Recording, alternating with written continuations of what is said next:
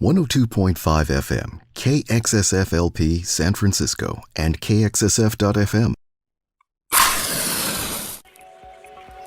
You're tuned into Spark, informing minds, inspiring ideas, igniting innovation. Let the conversation sink into your soul. This is Kelly Marlowe, host of Spark. Today I'm talking with Cora Boyd, a relationship coach, about navigating the modern dating landscape. Her lineup challenge in identifying who is together with whom went viral, aggregating over 11 million views on The Cut. Thank you for joining me today on Spark, Cora. Thanks for having me. So, do you think it's more difficult to find love in this modern age? I think we're in a unique moment where my answer to that question in short is yes, but with a optimistic caveat. Where I actually think we're in a pretty critical moment where we get to decide to not make it so hard. So I think what we're seeing trend-wise is that in this digital age where there are all these tools and avenues to connect people online, what we're seeing is that despite being more technically connected than ever, rates of loneliness and anxiety and depression have skyrocketed. So obviously there's some thread of intention of connection with these digital tools is getting lost because it's just not a stand-in for in-person connection. I think a lot of people are really frustrated right now, and a lot of people are having trouble connecting. But I don't think that needs to be a permanent state.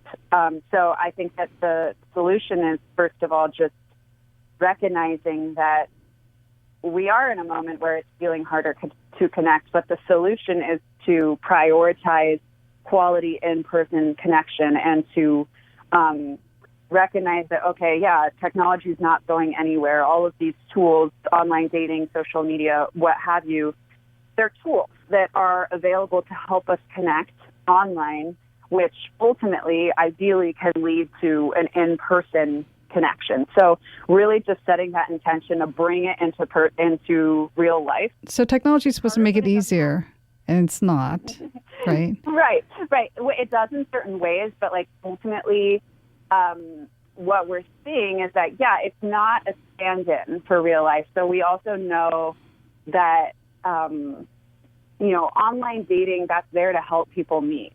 But a third of people on online dating have never been on a date through an app before. So it's I'm just imagining all these people and just stuck in this purgatory of online. So then what do you think it takes to find love or a mate now? I think it takes a lot of personal ownership and taking responsibility for doing it in your own way.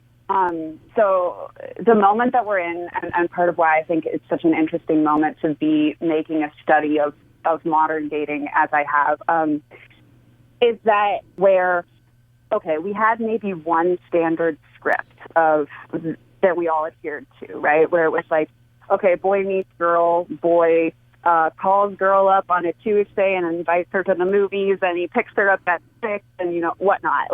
There's kind of one standard protocol that more or less was the reference point. But I think we're in this moment right now where that script has been really disrupted.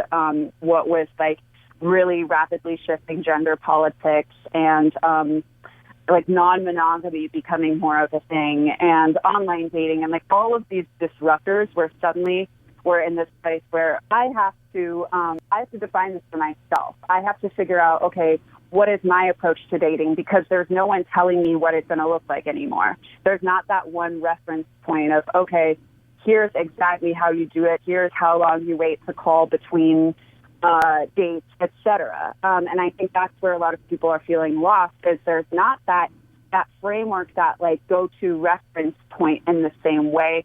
But what you do there is you take that personal responsibility to define it for yourself and to date in a way that is actually fun for you. So what you're saying then is before people may have had community, right? Or they may have had people they grew up with, some kind of structure that made it easy for them because they're probably in the there was same just more place structure longer. in general. Exactly. So that's an element too. Is just there was more built-in community. There was more built-in social network than there is right now. And also there was more of a standard idea of what a relationship looks like. And that definition is expanding and with a lot of progress that I think is really exciting for just expanding definitions of what a relationship can look like and between who. And that means you have to define it for yourself in a new way that can feel a little scary, right? But it's also very exciting because you can make it work better for you. Okay, so do you think Than, like, a timeline puts a lot of one-size-fits-all. pressure on people now? Yeah, I do. I think that in that kind of traditional script that I'm referencing, the idea is, okay, early 20s, everyone is dating around, everyone's looking for a partner around like mid-20s, you get married, then, at a certain time you have kids, et cetera. There's kind of this one timeline when we can also recognize that the reality is that people get together and break up at all ages. So they're really like whatever timeline you specifically are on, that's just your timeline. So I think that what I see happening a lot is people feeling a lot of internalized pressure of like, oh, okay, I'm this age, I'm at this stage in life, I don't have a partner, what's wrong with me? Which can make the process of dating around and getting to know different people and exploring different relationships has a pretty intense sense of urgency and stress that can take away from actually enjoying that experience. What about people's expectations? Do you think they've changed over time, and are they different now? Yeah, I think that I think there's some uncertainty right now about, okay, what might this other person be looking for? Like, is this a more casual thing from their end? Is this are they even looking for a monogamous situation? I do think that there's a little bit more uncertainty right now because it's not as much of a guarantee. The assumption that someone is looking for kind of the same structure that you are, that's not or maybe structure is the wrong word, the same kind of relationship that you are. It's not a guarantee. So that's where, again, that might feel really overwhelming, but it doesn't have to be because it just means that you have to know how to communicate. You have to have the self-awareness to be clear on what you want and then the skills to effectively communicate that to another person. You had mentioned before the show that the structure of dating and relationship was also being influenced by social media. Can you explain that? Yeah. Well, I would say that online presence is a factor in dating today. So, depending on what age bracket you're dating within and kind of how you interact with technology and like what your preferred digital communication style is, usually when you start dating someone, you're going to look them up on Facebook or Instagram or see what their digital footprint looks like, see what's out there. So that's new as well, where before that wasn't so much of a factor of, okay, their presentation of how I'm, dressing in person. And there's also this online presentation that you can choose not to engage with, but it adds in lieu of that community, that more built-in community that you brought up, it adds a layer of social vetting, looking up someone's social media. And you're like, okay, well, they look like a real person, right? Like here's some shared connections that we have. Here's some people we know in common. So I would say that's certainly an influencing factor in dating today. And then also on social media can be used as a tool for meeting people too. So I actually wrote an article about this, but a lot of people meet on Instagram, which is not expressly a dating app, but it's a social networking tool, and it's kind of a fair game to reach out to someone they feel call it sliding into their DMs, their direct message. There is though this shift that you have mentioned because of the online tools, with the focus on optimization. So can you explain that? Because I think that's interesting, right? It's a strange way, maybe not, of optimizing all your options. Yeah, so it's almost a double-edged sword. I would call that element of it. Because what you see is, yes, let's say that you have a really particular religious preference and you live in a rural area and you feel very certain that you're really only going to be compatible with someone who shares your faith and is X number of miles from you. So for that kind of instance, these tools are really helpful for optimizing your possibility of that, because you can actually filter for certain variables. I would say that that's a positive for someone who's having that experience. That's where that tool comes in very handy. The converse side of that is, and this is something I see coming up in coaching a lot, is it allows us to get very attached to a fixed idea of who our partner will be in a way that can actually limit your options. So I think that it allows us to filter out based on surface level qualities or kind of demographic factors, things like that truthfully are not that fundamental to compatibility. What's more fundamental is shared sense of humor, shared values, wanting the same things out of life. You might even be drawn to someone who is really different from you or really different than your idea of who you think you might have gone for, and something about them tells you. And that's part of what I think personally is really exciting about love and romance and dating, is letting people surprise you. So that is something that I see as kind of a not so great thing that online dating can do to our mindset, is just getting us to filter people out in a way that, it gives the illusion of control in a certain way, but what we're really doing is we're limiting our options based on judgments. So is it judgment of perfection? Mm-hmm. I mean, what? Yeah, I think there's some perfectionism in it. There's certainly a judgment of, let's say that it's this paradox of choice, right? Let's say you're swiping through Tinder and there are a lot more people to swipe on, and you see that their profile is linked to their Spotify music account, and you see, they listened to Phil Collins yesterday, and you hate Phil Collins, and you can say, oh, no way, that would never work.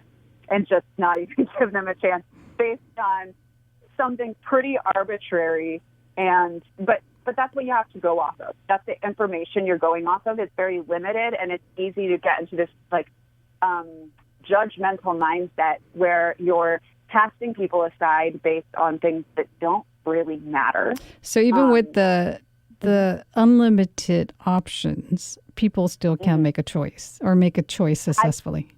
I think that's what it is, and that's the paradox of choice psychologically, is that when you have so many options, there's this paralysis of choice, or even if, you meet someone online, you go on a date or two with them, and then something comes up that's a little wiggly for you, or, there's kind of a rough edge, or there's something you find out about them that you don't love, or there's some sort of altercation.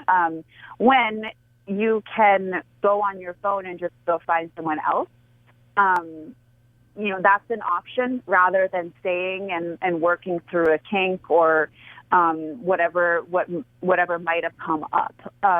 So I think that it does allow the possibility to abandon ship when things get real in a way that is not always helpful. Because if we just do that repeatedly, time and time again, then inevitably something is going to get real at some point in any relationship. So it's too bad that they don't give you a badge for being a serial dater. Right, exactly. That should be a filter on the app, definitely. Right.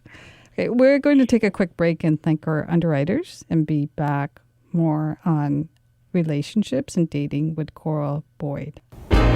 Support for KXSF comes from the East Bay Depot for Creative Reuse, a nonprofit organization dedicated to diverting and redistributing waste materials into low or no-cost supplies for art, education, and social services, while modeling the positive environmental benefits of reuse. You can learn about their Green Educator program and visit their store at 4695 Telegraph Avenue in Oakland. Find out more at creativereuse.org. Thanks for supporting KXSF 102.5 FM. This is KXSF 102.5 FM, streaming worldwide at www.kxsf.fm. And you're tuned in to Spark with Kelly Marlowe, informing minds, inspiring ideas, igniting innovation. Let the conversation sink into your soul.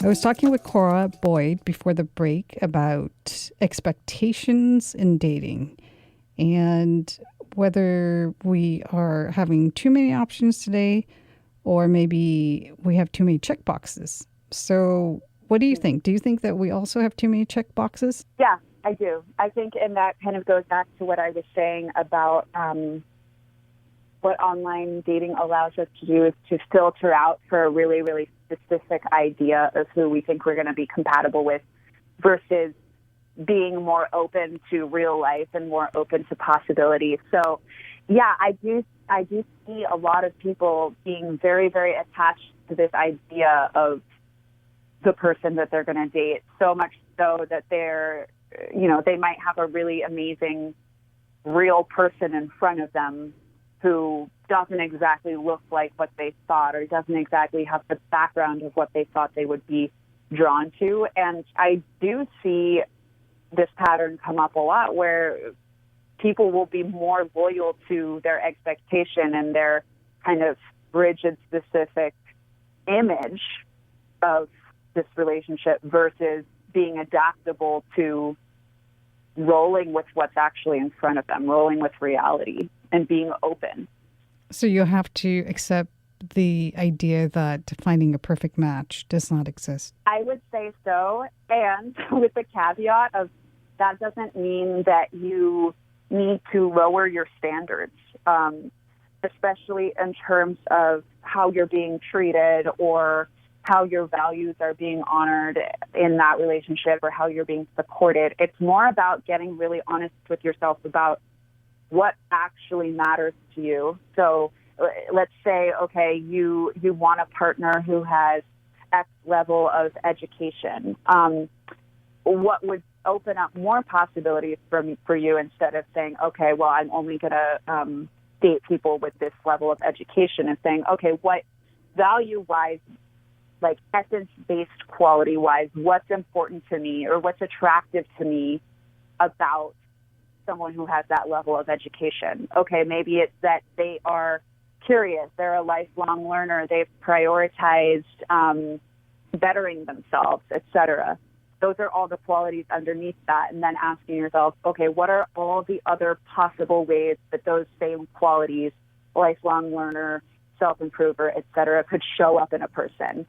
And so focusing on a degree. Getting what's underneath it. So you don't have to compromise your standards. It's just not getting too fixed on the surface level, because that's holding you back. But that doesn't mean that you have to lower your standards about the things that truly matter, which is treatment, values, support, etc. That's a really good point. What if you decide that you don't want to go with the online tools? What are the other possibilities or channels of dating? That's available? Yeah, well, historically, this is kind of interesting. Historically, the number one way that people meet is in real life through their built-in social network. And the number two way was church. And now number one is still social networks. Number two is online, which is kind of interesting. Online has replaced church. Maybe more people will go back to church after this segment. Yes. So social network, you mean like work, personal? Yeah. So social networks, like through your friend group, that is the best way to meet people because they're already vetted. You know that they share some sort of common interest or common values. There's built-in accountability. That is, I think, historically has been the best way, and it's still the best way to meet people. You can meet people doing any kind of extracurricular thing. So what I always ask clients is if you want to meet more people in real life, first of all, accept the reality that in order to meet more people, you have to meet more people in general. What if you were moving to a new city and you don't have any friends? Well, then you have to build out a network. And that, it takes time, but that means looking at, okay, what are my interests? What am I curious about? How am I currently spending my time? How do I want to be spending my time to engage these interests? And then how can you take that a step further and engage that interest in an optimized social setting? So let's say that you are really into music. So instead of just listening on your own or researching on your own, how can you engage that interest in a social way? So whether that is going to more concerts and then finding friends who identify with that, who want to go to shows with you, or engaging in some kind of community around that interest. That's really the easiest way to do it, because also it's built into what you're already interested in. So even if you're taking the pressure off of yourself, even if you go out and you engage this interest in a social capacity and you don't meet anyone, you still spent time doing something that you love doing.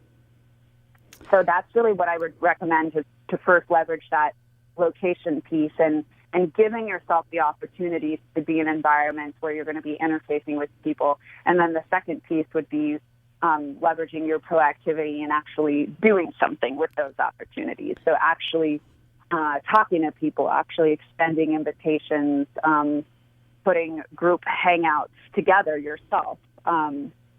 Essentially just, really taking some agency and creating that network for yourself. Okay, so since online is the most prevalent now, how should most people select the application that works best?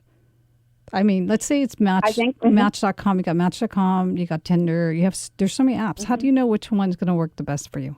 So I would think about, okay, what age bracket is most attracted to each platform, and what age bracket are you dating within, more or less. So that would be a deciding factor. So typically Match is an older age bracket. So if you're dating and you're, 25, probably not going to find a good partner on Match. And, unless you're really open to an age gap, which is fine too. But typically the more app-based platforms attract a younger demographic. That's, not true across the board. There are some older demographics that are on the apps too. So that would be one thing. And then the next is looking at, okay, is this a platform that is attracting a little bit more of a hookup audience or a relationship-minded audience? And depending on what you're looking for, that could be another deciding factor. So which one's the hookup and which one's the relationship? I would say, so Hinge, for example, markets itself as relationship-finding app. And again, honestly, a lot of people are on all of these apps. So you're going to find a mix on all of them. And, of course, there could be some people on Hinge who are not looking for a relationship. Or maybe they are and they're just not looking for a relationship with you, right? Some people also don't really know what they're looking for. They're open to different levels of connection. So that would be a good example, though, of something that is marketed as a more relationship-oriented app. And then I'd say the next factor would be, what interface do you like the most?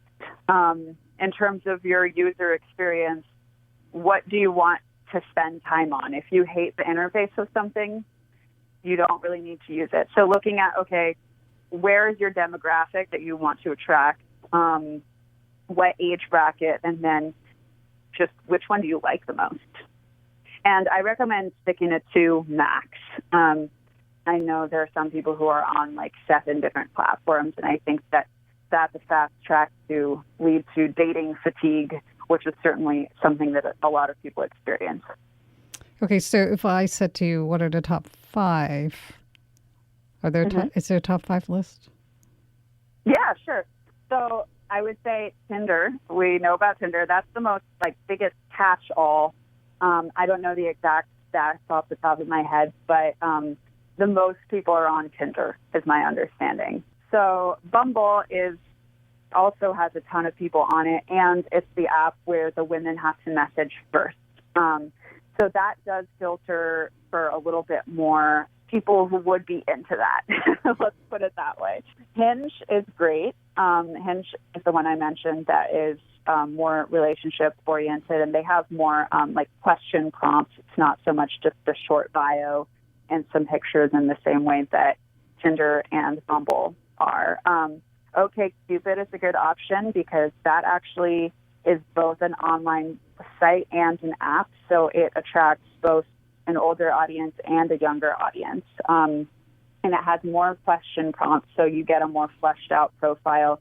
Typically attracts, basically a rule of thumb too is if there's more work that goes into creating the profile, that's more likely to attract people who are more serious about finding a relationship because they're investing the time and energy to put that profile together. So OkCupid is a good example of that because there are more extensive questions.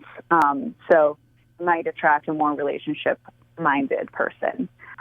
So OkCupid, and then there's also Coffee Meets Bagel, which is kind of a cute, more interactive interface app as well. So all of those are good options if you go the online route. Do you categorize by age group when you're coaching? Do you say, okay, this is going to be a better fit for you if you're in your 40s versus 30s or versus 20s? Mm-hmm. Yeah, I do. So I take a really customized approach with my clients, and just depending on who they are, what they're looking for, what age group they're in, I will recommend something based on that. And then I typically recommend that they get on 2 platforms just to test it out and see which one works better for them and have a couple different avenues going. But as I said, I don't recommend being on more than 2 because you don't want to overextend and fatigue yourself, and you need to protect your morale when it comes to dating. Otherwise, you're not going to be motivated to go out and meet people. If you're overextending yourself, you're way more likely to get discouraged. Good to know. Time for a short break. We'll return more on online dating. Hi, I'm Lisa Azzolino. I'm a Bay Area singer-songwriter, and you may have heard some of my music on KXSF Radio, as well as appearances I've made on Wested Twin Peaks Radio and the Hangover Sessions. KXSF is so awesome, and they help support local musicians and bands by interviewing them and playing their music on air. And you can help support KXSF Radio by donating money to help keep them on the air and playing music you'll only hear on independent local radio. So if you'd like to help out, go to www.kxsf.fm and clicking that donate button. Thank you so much for supporting your local radio station, local artists just like me, and thank you for listening. Lucky for me, I've got your songs to listen to when I'm away. Just hearing your... This is KXSF 102.5 FM, streaming worldwide at www.kxsf.fm. And you're tuned in to Spark with Kelly Marlowe, informing minds, inspiring ideas, igniting innovation. Let the conversation sink into your soul. Cora Boyd and I were talking about online dating before the break. And we're talking about whether certain apps are more appropriate than other applications for dating. So you think it's easy to tell which one would be a good fit? A person can get a good feel for it? Yeah, I do. I think that and what I described generally with who tends to be attracted to which platform, that's a good thing to keep in mind. Another thing to keep in mind is that there are a lot of people on all of these platforms, and the purpose of all of them is the same, which is to offer people the opportunity to connect. So I would encourage people not to get too concerned with choosing, not to kind of put too much stock into choosing. You want to make a smart decision, but the great thing is you can always try multiple out and see where you are getting the best results, see where you're having the best experience, and where, which one seems to work best for you. So you can always feel out a few and then just hone and tailor based on what you're seeing and what your experience is personally. Okay, so you did mention some challenges with online dating about the outsourcing and automating. Can you touch on that? Yeah. So I think, as I said, I think that online dating is an amazing tool for helping people connect. I also think that we need to use it as a tool. We need to remember that it's a tool and that it is not the only way to meet people. So I do think that there are some more negative ramifications of online dating culturally on a macro level. And psychologically. So I think what I'm seeing happening is that we are very much an instant gratification culture right now, where you can order something on Amazon and it comes directly to your house. So there are all of these ways that technology is making things more convenient and, quote, easier. It's interesting, too, as I'm saying that, those are all places, going to the grocery store, going out to eat. Those are all places where you might cross paths with people and actually meet people, right? So it's interesting that we're kind of like isolating ourselves and then getting on these apps to connect, right, versus connecting more in real life. So you're saying that you got to try as best you can to make this into an actual in-person interaction. A couple things to be aware of. Number one, and I think it's good to be just educated on these factors so that you can be cognizant that this is what's happening. I think what these apps offer us is another opportunity to automate something in our lives, right? And I strongly believe that relationships are something that we simply cannot automate. Who wants to build a relationship on a foundation of convenience? That's not very sexy at all. It's not very romantic, right?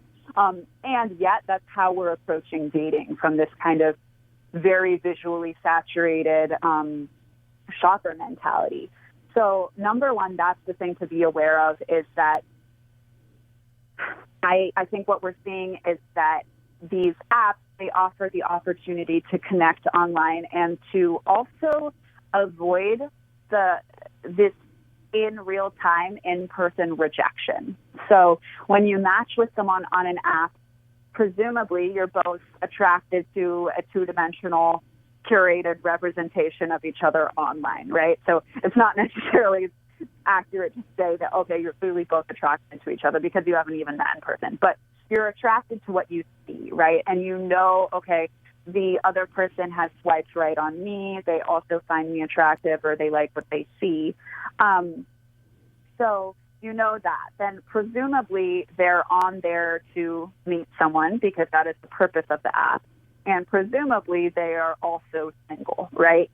So you know these things, and then you can chat a little bit and ask to meet up in real life, and you kind of are set up so the possibility of rejection is low. And if it were to occur, it would be through a text message with someone you don't even know. So the stakes are pretty low, right? That is a lot less scary than meeting someone in line at a coffee shop. You don't know their relationship status. You don't know anything about them. You don't know what their job is. They're just there, and you're attracted to them.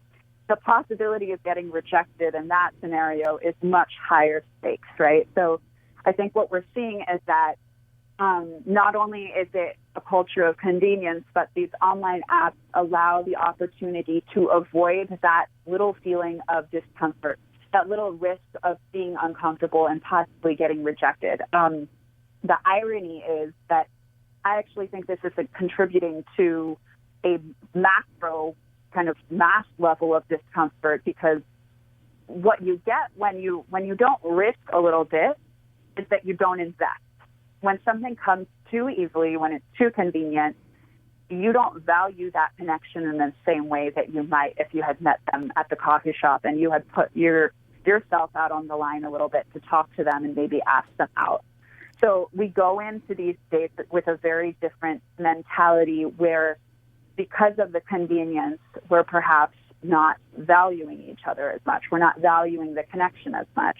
So it's like visual shopping, right? You kind of, you're just looking, and I think that's a challenge because you're kind of putting yourself out there visually. And if the person likes you, the person responds, or the person doesn't. Right, exactly.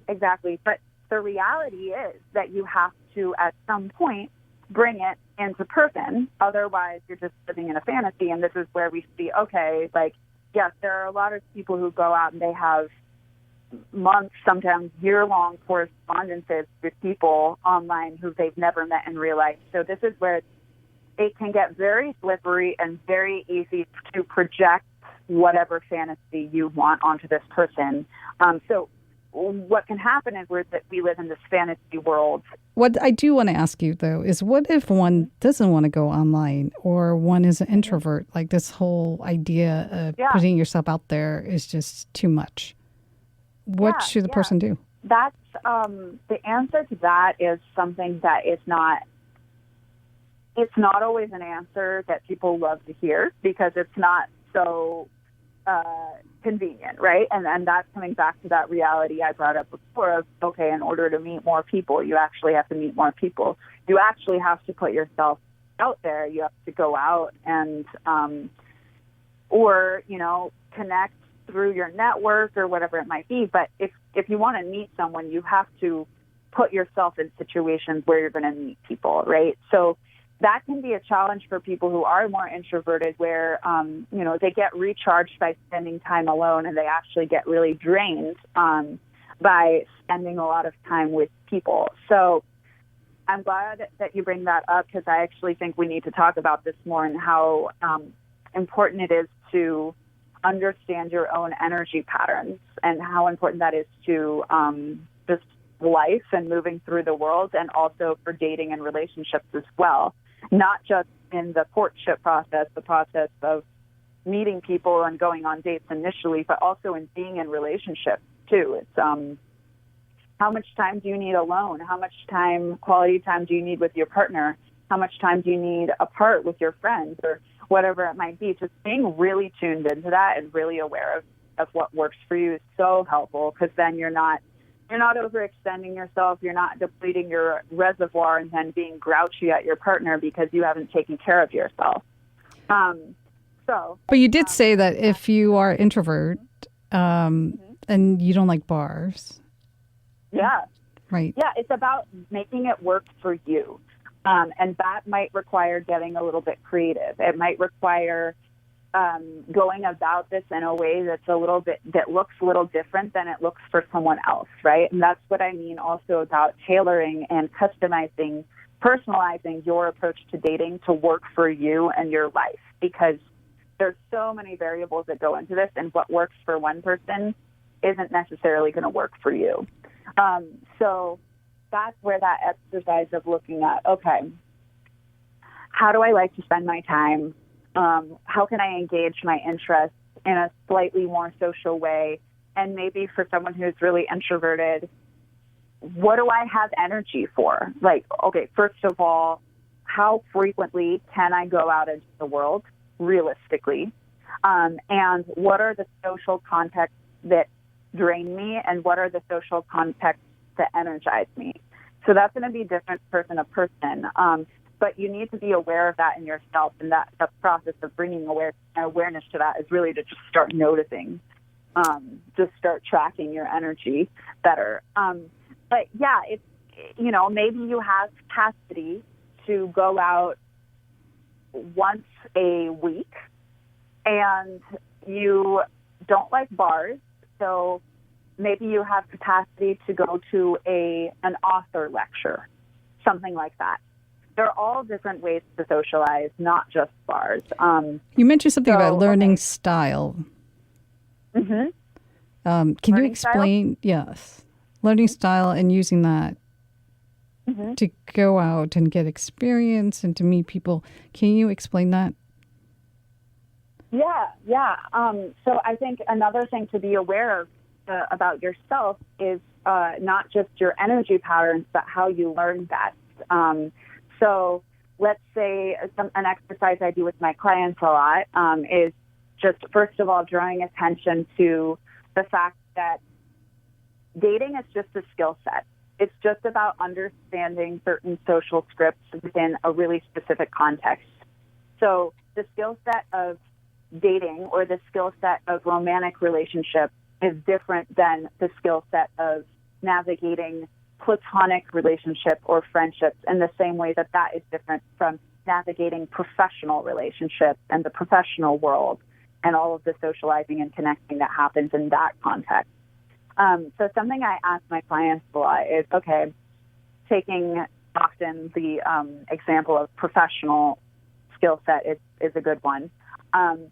When you were first entering the professional world, when you were first learning this new social script that was new to you and that you didn't necessarily, maybe you did internalize it, but you weren't bad at it at the time. You were just unexperienced. You just didn't know yet, okay, what's kind of standard, what can I expect, what's appropriate here, what's not, etc. It's the same thing with dating. It's just about learning a new social script. So if we look at a time, an instance where we were a beginner in something, so taking that example of, okay, when you were first entering the professional world, you didn't really understand all of those dynamics and how it went. How did you learn that? What was your process of learning that? Were you observing people around you and modeling their social behavior? Were you reading books? Were you, practicing interviews with your friends, etc.? In all likelihood, it was some combination of those things, and the glue that held it all together is you got experience. You went out there and you did meetings and you did phone calls, and yes, you were nervous at first, but you started to see, you started to get a feel, you started to get kind of a roadmap and a point of reference of how it is. So looking at something like that of, okay, what's another instance where you learned a new social script is really helpful, because you can observe, okay, learning-wise, what worked for me there? What was most effective? Was it just going out there and seeing what happens? Was it doing a little research beforehand? Was it talking to people and kind of polling perspectives? And then you can take that framework that worked for you to learn a social script before, and you can superimpose some of those learning tools into the context or onto the context of dating. But it's about getting perspective and experience as you go. So, I guess if you can think of it that way, maybe it takes the emotional charge out of it. Yeah, exactly. And of course, recognizing that it's going to be a little bit different, but just seeing for yourself, okay, I did it before in one area of life. Here's what worked for me. Here's what my process looks like. Here's what might have worked better. How can I apply this here? And just be a beginner. It's, it depends on where you're at with dating. Maybe you've been prioritizing your career and you haven't dated. You haven't carved out that time very much. And of course, you're not going to feel comfortable with it if you don't have that experience. So, I think I had mentioned before that as an entrepreneur, I see so many parallels between dating and entrepreneurship, just in that they're both highly experience-based skill sets of trial and error and seeing what works, trying things out, and reiterating, and then kind of re-honing and re-angling and taking a different approach when something doesn't work out. If something's going really well, you roll with it and you keep going with that. And it's an experientially learned thing where you just don't know what's going to work until you try it.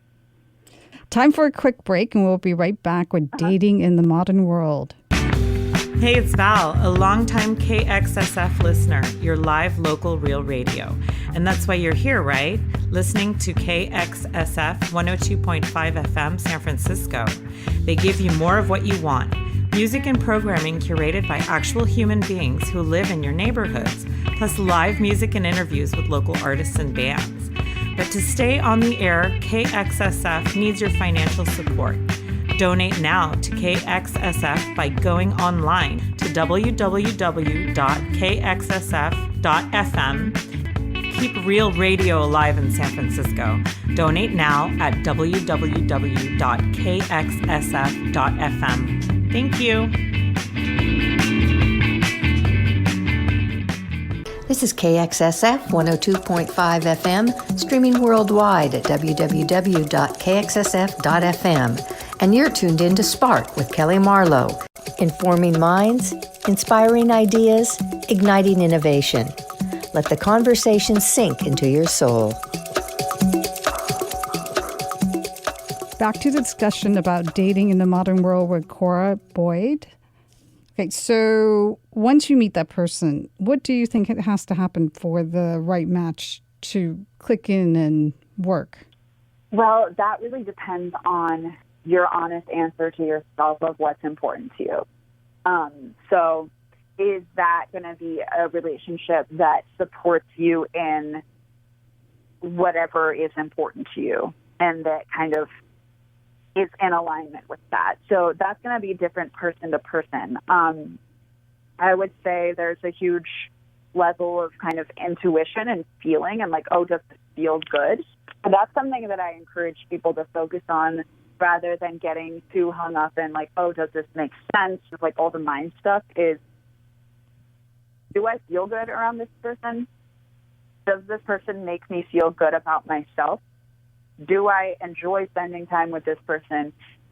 When I spend time with this person, do I want to see them again every single time? These are important things to pay attention to because they're really feelings-based, and you're going to know the answer to that. And it's really quite simple, right? Like if values and what you want is aligning and you feel great around the person and they help you feel great about yourself and they support you in working towards whatever you're working towards, and every time you spend time with them, you want to see them again, then don't overthink it. So that sounds pretty great. So aligned values and goals are the way to think of, to feel rather than think your way through it, it sounds like. Mm-hmm. Yeah, so I would say that the kind of evaluation, the logical evaluation, because in our love life, we, logic has a seat at the table and feelings have a seat at the table too. Ideally, these two decision-making factors are in conversation with each other. So we're not just leading with our logic and we're not just leading with feelings with no logic, right? So we're responding to both. So I would say that from a logical perspective, evaluating if it seems like, okay, values are in line, what you want is in line, if like your lifestyles make sense together, if you want the same things, that's something that you could evaluate from a logical perspective. And then to evaluate from a feeling perspective is just, how do I feel around this person? How do they make me feel about myself? Like, after I spend time with them, how do I feel? What are the feelings that I associate with this person? Because that matters too. I mean, that matters the most. What if one knows exactly what one wants, but one isn't able to find it? Because I hear this a lot. So that is an instance where it depends on the context. So this would be, I could kind of hone in a little bit more if I was speaking to kind of coaching through it with someone. It's something that I'd have to have a conversation with them to really know what was going on. But it's possible that they need to tailor their approach. They just need to get more creative. They need to recognize, okay, like what I have been doing isn't working for me. So as Einstein says, the definition of insanity is doing the same thing again and again and expecting different results. So taking a different approach, if you literally can't think of anything, I mean, that's what coaches like me are for, or, there are other coaches as well, but getting help with your approach. If you're really hitting a dead end by yourself, that's an option too. And then it also could be that you think you know what you want, but really you're limiting yourself and you're boxing yourself in. And, that depends. That's a possibility too. It's likely some cocktail of these things where there just needs to be a reshift in terms of your mentality and also in terms of the actions that you're taking. So maybe about being too attached to an idea. And also being really honest with yourself about, okay, you want this to attract this person, what are you bringing to the table? Because maybe you're not attracting, and maybe you're just not showing up as the person who's going to attract that person because you want someone who is doing X, Y, and Z, but you're not doing that yourself. Then, of course, you're going to have trouble finding this person. What if someone has gone through a number of rejections and has become so discouraged of trying? So that is something I see come up a lot, is that discouragement. And it's both, all of it. It's a mindset shift and it's an action shift. So, and those are paired together. So the thing to do if you've had a series of rejections is to be really honest about what was going on there and look at, okay, is there a pattern? Is there a commonality through those strings of rejections? What were they happening in the same context again and again? Okay, like what was I doing in that context? How can I learn from that? So the first would be to take an honest look about what was going on there. The second would be to reshift your focus, and it's very likely that in addition to having experienced a number of rejections, which all of us do, we all get rejected, and yeah, it sucks.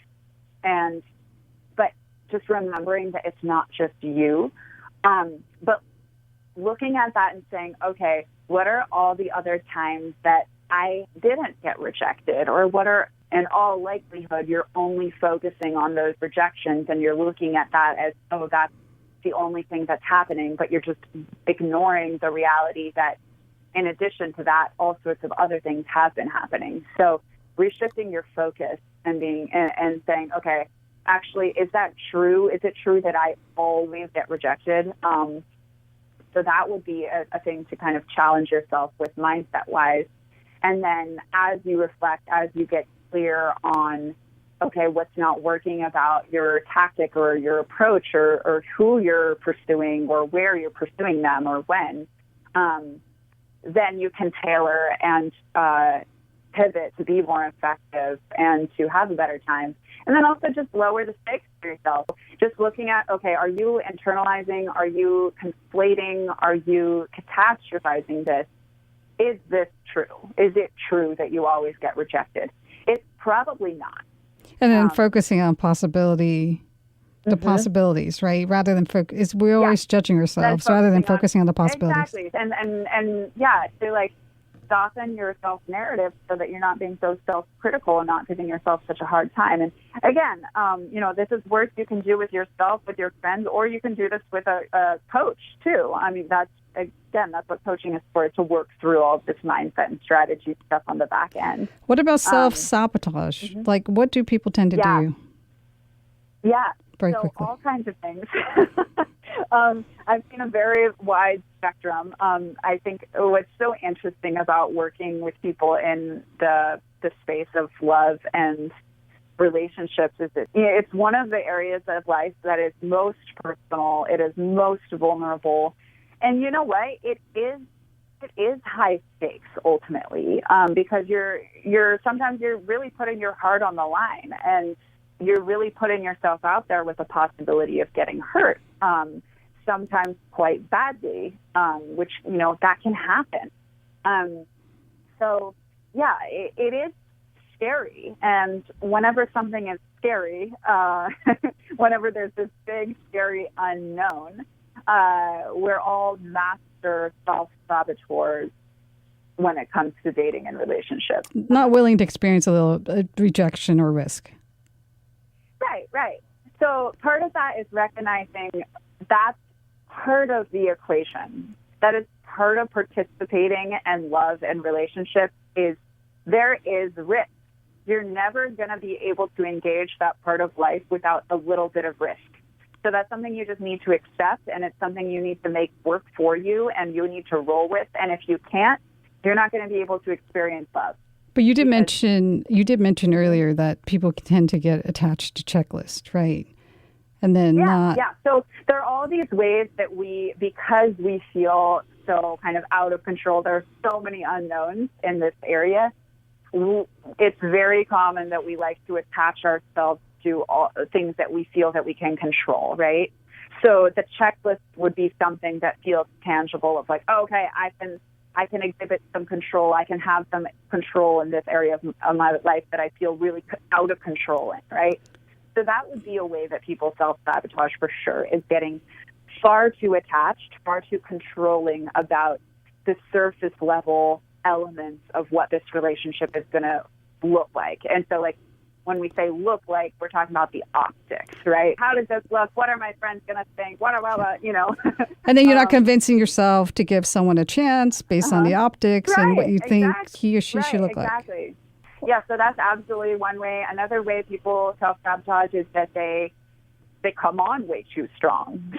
So that's also out of fear, right? Because if you're forcing a dynamic forward rather than letting it be a give and take and move forward, progress forward with both people participating and moving it forward, the reason that you're pushing it forward so hastily is because you're afraid that if you don't, they won't. And it'll just, this is your one opportunity. You don't know when you're going to meet someone again. And, oh my God, I have to go over this now, blah, blah, blah, because I don't trust that it can unfold with both of us just progressing it together organically. And I also use the word organically selectively because I want to dismantle the illusion that things happen organically in relationships, because when we think of organic, I think we mean it happens with no effort and no risk, when in reality, at every step of the way in dating, someone is taking a little micro risk to send that text message, to ask that person out, to ask them out again, to invite them to meet their family. Those are all risks. Those are all engineered risks where people are putting themselves out on the line. So coming back to coming on way too strong, that's definitely a way that people self-sabotage, and that's fear-based. Another, on the opposite end of that, sometimes people self-sabotage by not coming on strong enough. So not actually expressing interest, not being overt that like, hey, I am interested in seeing you again. So the other person can't tell if you're interested in them, and they're going to either lose interest or they're not going to want to take the risk to put themselves out there too, because you're not reciprocating. So yes, all different varieties of self-sabotaging that can happen in dating. Really no limit. Thank you for joining me on Spark today, Cora. Yeah, thank you.